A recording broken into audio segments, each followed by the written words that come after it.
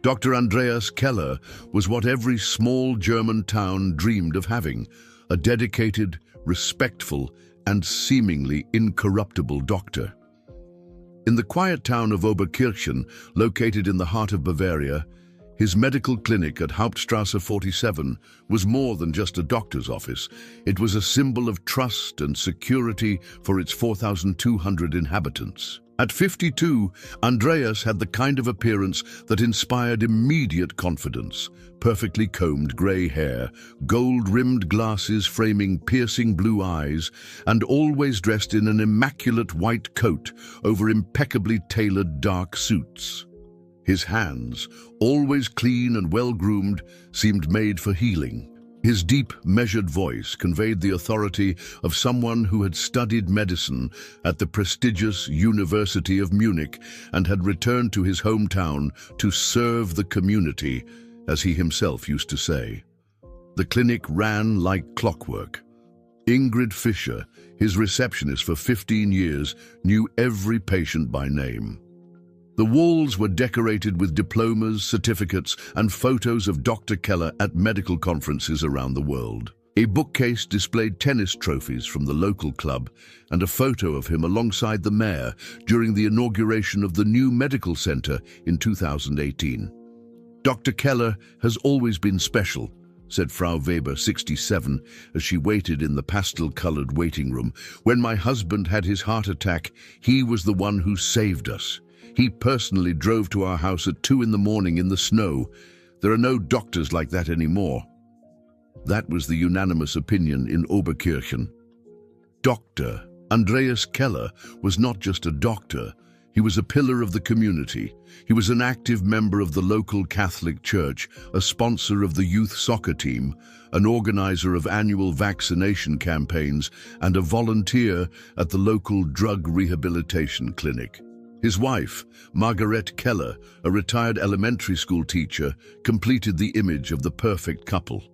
Married for 28 years, with no children, they were fully dedicated to the well-being of the community. Andreas' Sundays followed a sacred ritual, 9 a.m. Mass at St. Joseph Kirche, where he always occupied the third pew on the right, lunch at Gasthof zur Post with other local professionals, and an afternoon devoted to tending the garden of his Victorian home on Bergstrasse, the most elegant street in town. But there was something that set Dr. Keller apart from other doctors, his unofficial specialization in delicate female cases. Patients from neighboring towns specifically sought his services when they needed discretion. Gynecological problems, fertility issues, postpartum depression.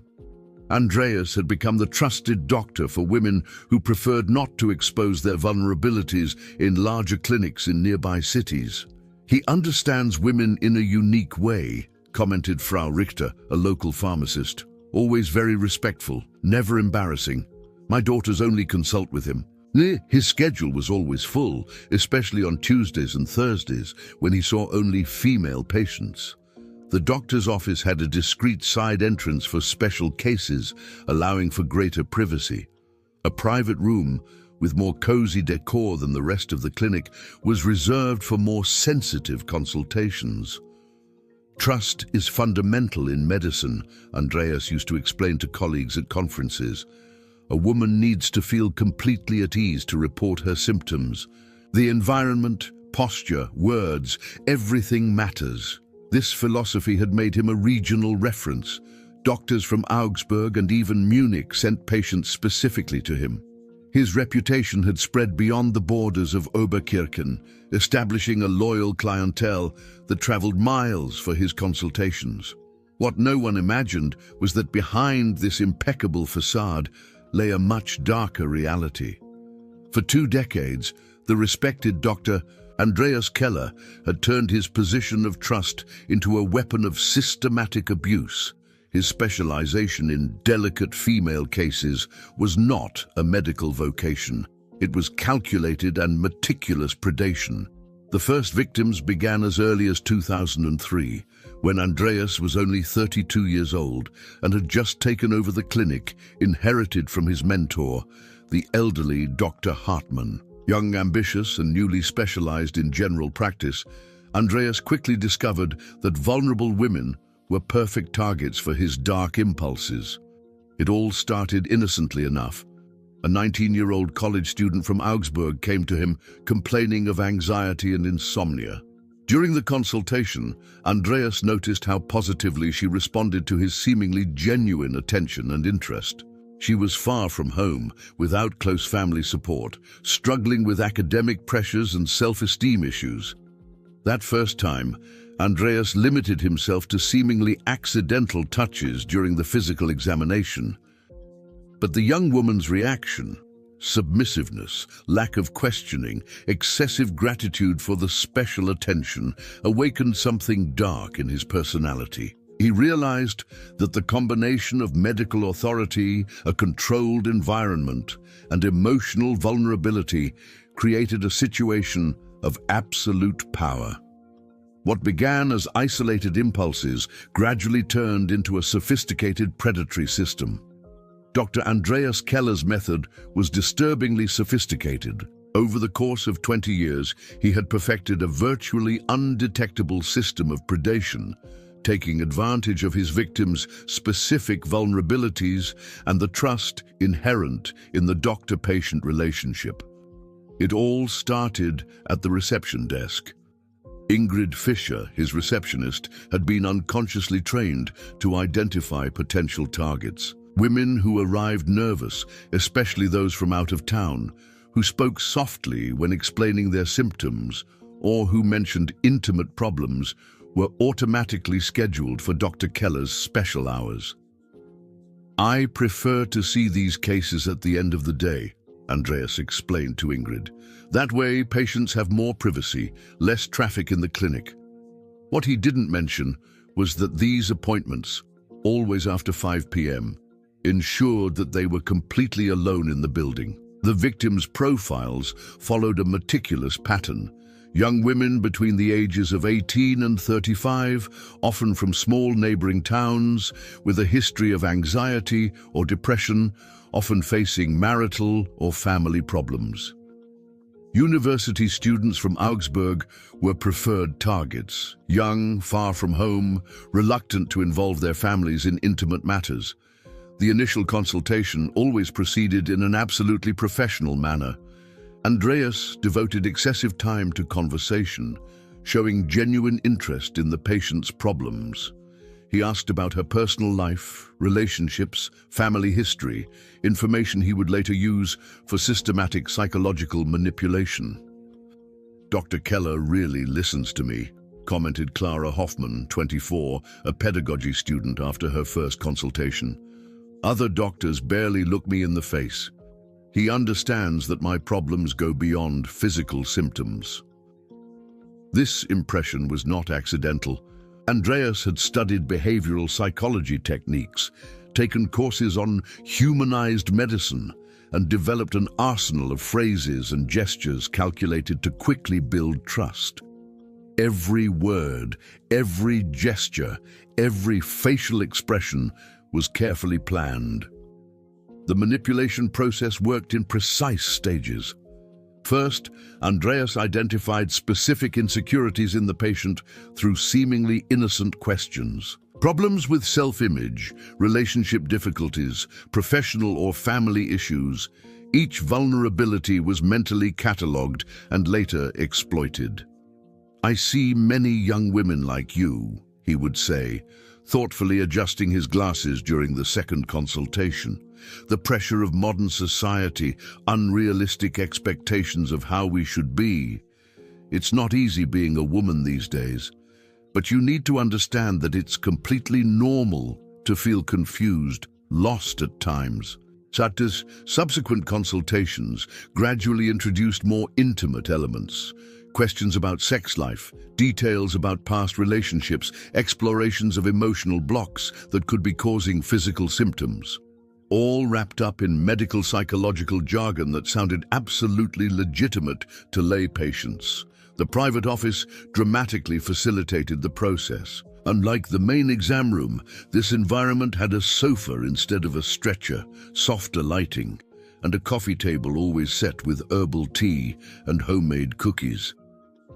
For patients who need more time and comfort to open up emotionally, Andreas explained when asked about the distinctive decor. It was in this carefully prepared environment that the so-called special treatments began. Andreas had developed a series of pseudo-medical therapies that justified progressively invasive physical contact. Therapeutic massage for anxiety relief, deep muscle relaxation for emotional trauma, body reconnection therapy, techniques that mixed alternative medicine with pseudo-psychology to create an appearance of total scientific legitimacy. Emotional tension always manifests itself physically in the female body, he explained with unquestionable medical authority, while his therapeutic hands systematically crossed appropriate professional boundaries. I need to help you release this blocked energy that is causing your symptoms. It may be uncomfortable at first, but it is absolutely necessary for your complete healing. Many patients, especially those with a history of previous trauma or low self-esteem, accepted these explanations without question. Medical authority, combined with a controlled environment and prior psychological manipulation, created a situation where questioning the treatment seemed not only irrational, but potentially detrimental to one's own recovery. The system also included sophisticated methods to ensure the victim's silence. Andreas meticulously documented the patient's intimate confessions during initial consultations. Information about extramarital affairs, serious family problems, embarrassing financial issues, everything was recorded as clinically relevant medical history in files that only he could access. Remember, he would say at the end of more invasive sessions, assuming a paternal and protective tone, therapies like this are still very controversial in traditional medicine. Other doctors may not understand my innovative methods. It is extremely important to maintain complete confidentiality about our treatment, both for professional ethical reasons and to protect your personal privacy. For patients who showed reluctance or questioned the procedures, Andreas employed refined techniques of medical psychological manipulation. Your natural resistance to treatment indicates that the trauma is deeper and more complex than we initially imagined, he would explain when someone felt uncomfortable. This defensive reaction is completely expected and normal. In fact, it means we are on the right therapeutic path. Most disturbing was his ability to completely normalize the abuse through authoritative medical language. Each violation was systematically recontextualized as a necessary and scientific therapeutic procedure. Each protest by the victim was clinically reinterpreted as natural and expected resistance to the emotional healing process. For 2 decades, this system functioned with terrifying efficiency. Sarah Weber was 29 when the memories began to emerge like fragments of a forgotten nightmare. With a degree in psychology from the University of Hamburg, she had returned to the Bavaria region to work as a trauma therapist. Ironically, it was her own mandatory therapeutic process that unearthed memories that had remained buried for 8 long years. In 2015, at the age of 21, Sarah was a typical college student. She was in her 3rd semester of economics in Augsburg, lived in a noisy student dorm, and faced the normal challenges of transitioning to adulthood. But there was something that tormented her deeply: recurring episodes of severe anxiety, especially related to any form of intimate physical contact. I always thought it was just extreme shyness, Sarah would explain years later, fighting back tears. My family is traditionally conservative. We never talked openly about sexuality. I thought my difficulty with intimacy was completely normal for someone of my upbringing. The panic attacks intensified dramatically during that fall semester. Sarah often woke up sweating, with violent tachycardia, unable to identify specific triggers for this inexplicable terror. Her academic concentration was severely impaired, affecting her grades. Romantic relationships became completely impossible. Any attempt at physical closeness triggered automatic reactions of flight or total emotional shutdown. Concerned about her deteriorating psychological state, Sarah decided to seek professional medical help. A roommate, originally from Oberkirchen, enthusiastically recommended Dr. Andreas Keller. "He's the doctor in my hometown," she said. "Very competent, specifically with sensitive female issues. He's not embarrassing like other doctors I've seen." The appointment was scheduled for a cold Thursday in November at 5:30 p.m. Sarah remembers the date perfectly, November 18th, 2015, because she had missed an important microeconomics exam to be there. The office was completely empty when she arrived, just Dr. Keller and her in the quiet building. He greeted her with a warm, fatherly smile, asked her in detail about her studies, and showed genuine and impressive interest in her personal situation. "Severe anxiety in young college women is much more common than you might think," Andreas said, taking meticulous notes in a thick medical record. "Intense academic pressure, distance from family structure, discoveries about sexuality and identity. All of this can create deep emotional blocks that inevitably manifest physically in the body." For a full hour, Sarah reported in detail on her symptoms, complex family history, past and present relationships. Andreas listened with impressive attention, asking specific and seemingly relevant questions about her intimate life, always meticulously justifying them as absolutely necessary for a complete and accurate medical diagnosis. Gradually, Sarah felt completely at ease, sharing personal details she had never discussed with anyone, not even her closest friends. "Your anxiety has very deep emotional roots," Andreas diagnosed after the extensive initial interview. "It's not just a superficial psychological issue. There are complex physical and neurological components that need to be treated through specialized methods. I'm going to recommend a special therapy that I've developed specifically for complex cases like yours." Sarah was carefully ushered into the private office. The change of environment seemed to make perfect medical sense.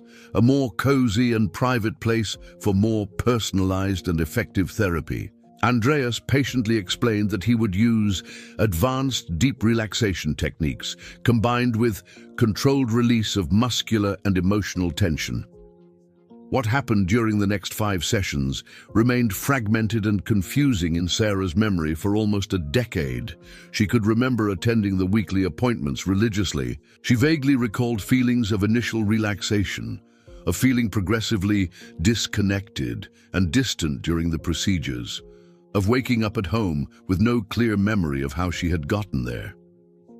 Deep treatments like these often cause drowsiness and temporary disorientation, Andreas explained with reassuring medical authority. "It's an extremely positive sign that your body and mind are responding appropriately to the therapeutic process. Keep attending religiously. We're making significant medical progress." But Sarah abruptly stopped treatment after the 5th session, unable to rationally explain why. She simply woke up in her college dorm with a visceral sense of inexplicable unease and the absolute certainty that she should not return. Paradoxically, her anxiety attacks had become dramatically worse, not better. She decided to see another doctor in Augsburg who prescribed traditional antidepressants and referred her to conventional psychotherapy. Over the next few years, Sarah attributed her eventual improvement solely to the new medical treatment. She successfully graduated, moved to Hamburg, and specialized in trauma psychology. She rarely consciously thought about Dr. Keller or those strange consultations, which seemed more like fragments of confused dreams than real, concrete memories. The devastating revelation came completely unexpectedly. In January 2023, during her own therapeutic analysis, a mandatory part of specialized psychotherapy training, Sarah was working on residual issues related to her persistent difficulty with physical intimacy. Under supervised deep relaxation techniques, disturbing images began to emerge from her subconscious. Male hands touching her body in clearly inappropriate ways, a familiar voice repeatedly whispering that this is completely normal and necessary. It is an essential part of medical treatment. Initially, my rational mind categorically rejected these images, Sarah later reported. I thought I was unconsciously creating false memories, that my academic training in psychology was somehow contaminating my own personal therapeutic process. But the memories became progressively clearer, more detailed, and disturbingly consistent. Sarah began to recall the sedation, not drug-induced, but hypnotic and psychological. Andreas used refined trance induction techniques during therapeutic relaxations, leaving her conscious but deeply dissociated, completely unable to react appropriately or form coherent memories of the events. The moment of absolute and terrifying certainty came when Sarah found Dr. Keller's yellowed business card while organizing old stored documents. Just seeing his printed name and familiar address triggered a violent and uncontrollable physical reaction: intense nausea, tachycardia, tremors, cold sweat. Trauma has its own bodily memory, she later explained with painful professional knowledge. Even when our consciousness deliberately suppresses traumatic events for psychological survival, the body keeps indelible records. My automatic reaction to seeing that card was definitive confirmation that something terrible had indeed happened. Sarah Weber understood perfectly well that accusing a respected doctor without solid evidence would be not only professional suicide, but also personal suicide. As a psychologist specializing in trauma, she was intimately familiar with the legal complexities surrounding recovered memories and victim testimony. She decided to conduct a meticulous and absolutely silent investigation before considering any official action. Her first strategic step was to create a completely fake online identity. Using the name Lisa Mueller and generic photos of a young blonde woman, she created carefully crafted profiles on social networks and student forums in the Bavaria region. The goal was to systematically map out other possible victims without prematurely exposing her own suspicions or alerting Andreas to the ongoing investigation. I am urgently looking for recommendations for competent gynecologists in Oberkirchen and the surrounding area, she strategically posted on the official forum of the University of Augsburg. Very delicate and personal issues. I need someone who is really discreet and understanding of intimate female problems. The responses came surprisingly quickly. In less than 48 hours, Sarah had received 12 private messages specifically mentioning Dr. Andreas Keller. But it was the disturbing pattern of these recommendations that immediately confirmed her worst suspicions. Strangely similar language among different users, generic praise about exceptional understanding and absolute professional discretion. But curiously, no specific mention of types of treatments received or concrete medical results. Sarah systematically deepened her investigation by creating lengthy individual conversations with these recommending users. She developed a subtle psychological questionnaire, carefully disguised as academic research on women's medical experiences in the region. She asked seemingly innocent questions about specific types of treatment, average consultation duration, exact location of the office, and general impressions of the medical methodology used. The results were absolutely terrifying. Of the 15 women who agreed to voluntarily participate in the academic research, 13 reported experiences that followed patterns virtually identical to Sarah's. Appointments invariably scheduled in the evening, always after normal business hours, systematic transfer to the mysterious private office after the initial first session. treatments described as innovative and specialized for anxiety and intimate female issues.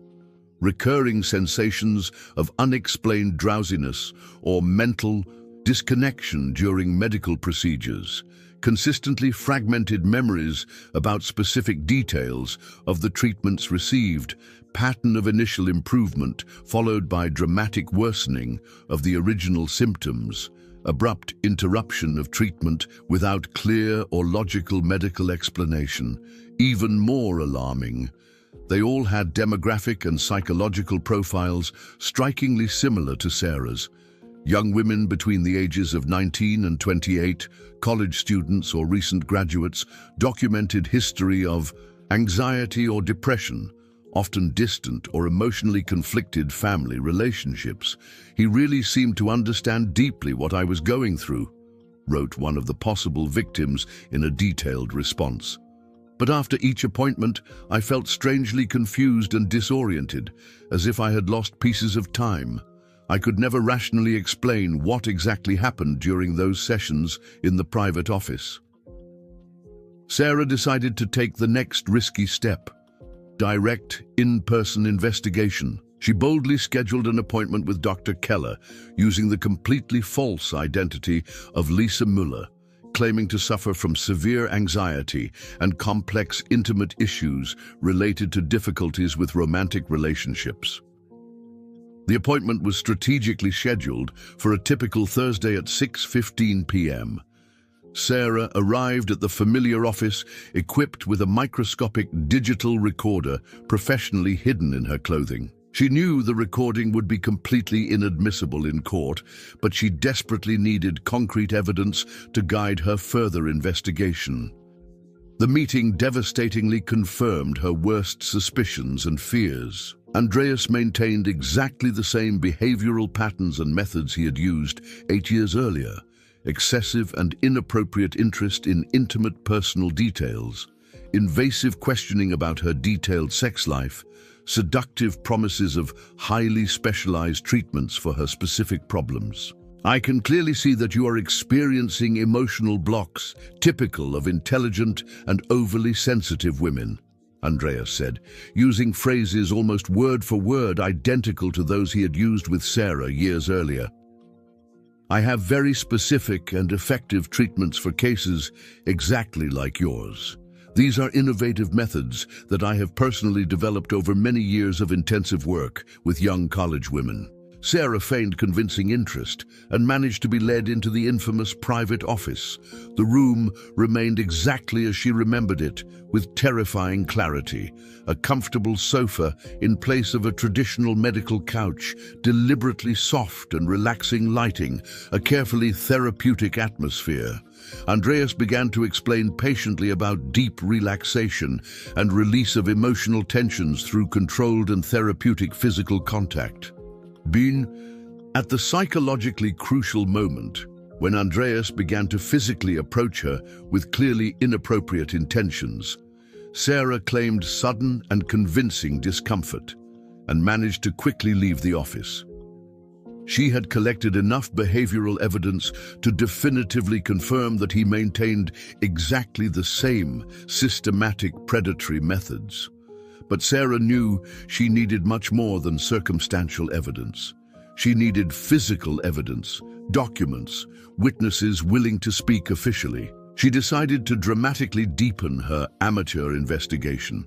Meticulously researching available public records, she discovered extremely interesting information about Andreas's properties.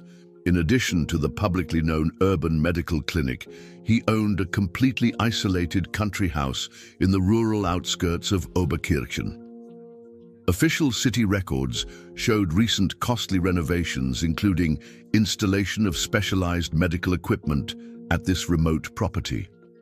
Sarah began to suspect that the most serious and systematic violations did not occur only in the urban office in the city, but mainly in this isolated and controlled location.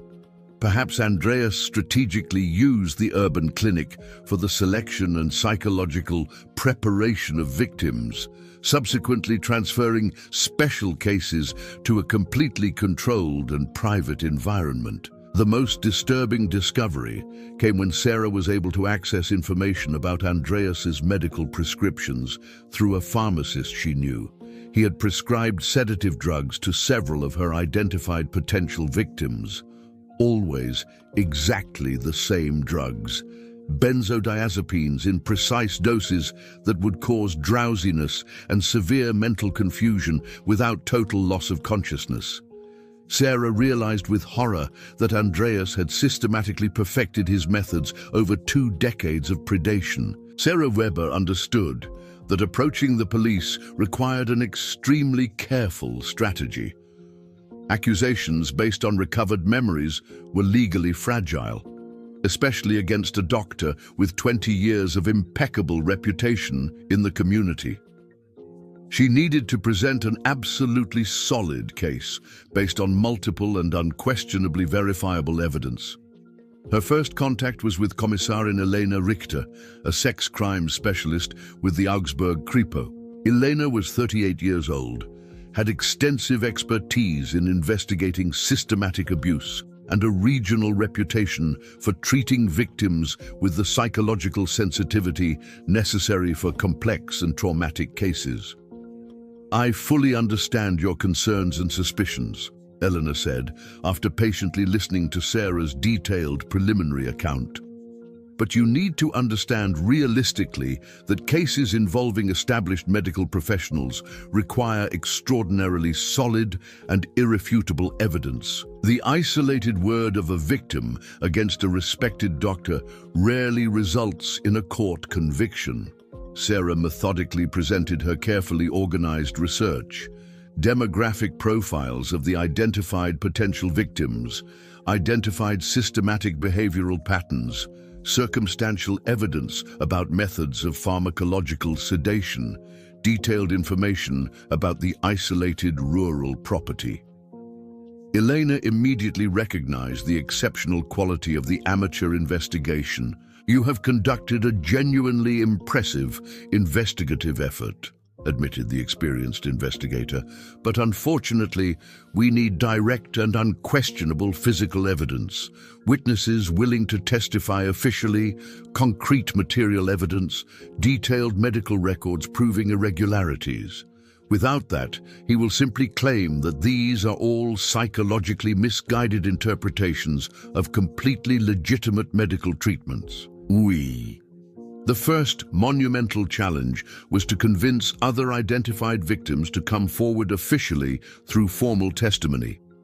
Sarah contacted the women identified in her digital research again, carefully explaining the real situation and requesting their courageous cooperation with an official police investigation. The initial response was deeply discouraging. Of the 15 possible victims identified, only 4 hesitantly agreed to give official testimony. The others claimed paralyzing fear of embarrassing public exposure, genuine concern about family reactions, or simply psychological uncertainty about the objective reality of their traumatic experiences. Many victims of systematic medical abuse face precisely this complex psychological dilemma, Elena explained with professional understanding. The power relationship is so fundamentally asymmetrical that they often question their own perceptions and memories. We need to work gradually and patiently to build sufficient trust. Julia Koch was courageously the first to formally file her complaint. Her testimony, meticulously given in March 2023, was extraordinarily detailed and legally specific. She reported not only systematic abuse during her last appointment, but also clear patterns of inappropriate medical behavior in previous sessions.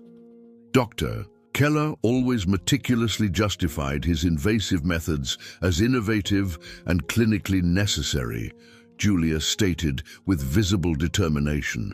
But in retrospect, looking back with clarity, I realized that many procedures were clearly abusive and completely unnecessary for the specific problems I had initially reported. Julia's testimony was absolutely crucial because it included specific and verifiable details about the pharmacological sedation. She had, by pure chance, kept the bottle of the mysterious therapeutic tea that Andreas had offered her during the last session. Specialized laboratory analysis definitively identified the presence of midazolam, an extremely potent sedative rarely used in ordinary medical offices. "This is our first concrete and irrefutable physical evidence," Elena celebrated with professional satisfaction. Midazolam causes exactly the neurological effects systematically described by the victims: controlled drowsiness, mental confusion, severe fragmentation of memories. And there is absolutely no legitimate medical justification for administering this substance in a doctor's office without specialized emergency equipment. With this decisive pharmacological evidence, Elena was able to obtain a court order to comprehensively investigate Andreas's medical records. The analysis revealed absolutely disturbing patterns: excessive and unjustified prescriptions of sedatives for young female patients, extraordinarily long consultations, some lasting more than 3 hours, and frequent and systematic use of the office reserved for specialized therapies that were not adequately documented. Even more alarming, Andreas kept detailed and obsessive records about his patients' intimate lives, personal information that dramatically transcended any legitimate medical need. There were specific notes about emotional resistance to treatment, need for more intensive therapy sessions, and coded references that Elena strongly suspected were directly related to systematic abuse. The next crucial investigative step was the isolated rural property. Elena obtained a comprehensive search and seizure warrant, but she knew that Andreas could have systematically destroyed compromising evidence if he suspected the ongoing investigation. The police operation needed to be carried out simultaneously at the urban clinic and the country house to maximize chances of success. The coordinated raid took place on a cold April morning at 6:30 a.m. Two specialized Kripo teams simultaneously executed warrants at both properties. Andreas was surprised still asleep in his main residence, completely unprepared for the police operation. At the urban clinic, investigators discovered a hidden parallel filing system containing detailed records that Andreas kept separate from the official medical records. These secret files contained obsessively detailed, intimate information about dozens of patients, including unauthorized photographs and notes on therapeutic progress that clearly documented the systematic progression of the abuse. But it was at the isolated country house that the discoveries became truly terrifying. The place had been converted into a fully functional medical clinic, equipped with an examination table, sedation equipment, and a security camera system that Andreas apparently used to document his crimes. Even more disturbing, investigators found an extensive digital archive containing hundreds of videos documenting systematic abuse over several years. Andreas had obsessively recorded his violations, apparently for later review. In his home office, police discovered detailed personal journals where Andreas methodically documented his evolution as a predator. Dated entries showed how he had gradually perfected his techniques of manipulation and abuse over 2 decades. "What we discovered transcends any individual case," Elena later explained. "We have evidence of systematic abuse involving at least 43 identified victims over 20 years. Andreas Keller essentially operated a highly sophisticated medical predation network. Andreas's arrest caused an emotional earthquake in Oberkirchen. The man who for decades had represented medical trust and respectability was exposed as a calculating and systematic predator. Sarah had achieved the impossible, turning fragmented memories into concrete justice. Dr. Andreas Keller's trial began in September 2023, becoming the most shocking criminal case in Bavarian judicial history. The Augsburg Regional Court had to move the hearings to the largest available hall due to unprecedented public interest. Journalists from all over Germany meticulously covered every detail of the trial, which exposed 2 decades of systematic medical predation. Andreas appeared in court drastically transformed. The man who for years had projected medical authority and respectability now appeared frail and desperate. His grey hair was unkempt, his thin face showed signs of psychological exhaustion, and his hands trembled visibly during the hearings. His fall from social grace was as dramatic as his rise had been carefully constructed. The prosecution, led by experienced Staatsanwältin Barbara Hoffmann, presented devastating evidence that systematically documented the crimes. The videos discovered in the country house were shown in closed sessions to the jurors, causing deep emotional impact even on experienced legal professionals.